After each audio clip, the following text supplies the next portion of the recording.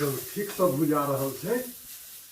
बनायल किए नहीं हेतै यो भाई। हमर तो सोच है जे कि परिवार के परिस्थिति जेहन है, नीक बेजाय समय में भला बुरा परिवार के संगे समेट क अपनो ओझरायल रहू। जे किछु सम्हारि सकै छियै, सहयोग क सकै छियै, ओते तो कम से कम मन में विचार उपजायल करू।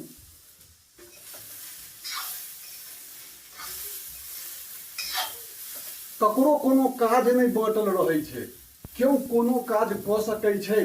बस अपन परिवार के अपन बुझ के बात होइ छै, सामंजस्य रह के जो अइ तो ई तर्क कर के बात होइ छै।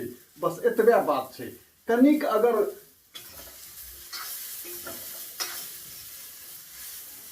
अगर बेर समय के बिसरा जेबै, मोन से हटा देबै तो कनिक भ जाइ छै, अपने परिवार में भ जात कनि तू मैं आ ओइ ल क अहाँ घुंघाउज करैत रहू।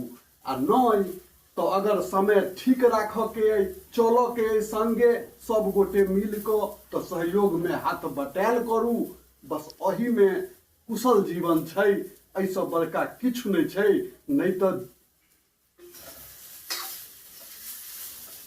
4 दिन के जीवन छै आ ओहो 4 दिन जो कुशल नहीं छै तो ओ जीवन कोन छै यौ? ओ जीवन तो बुझियो तीमन छै।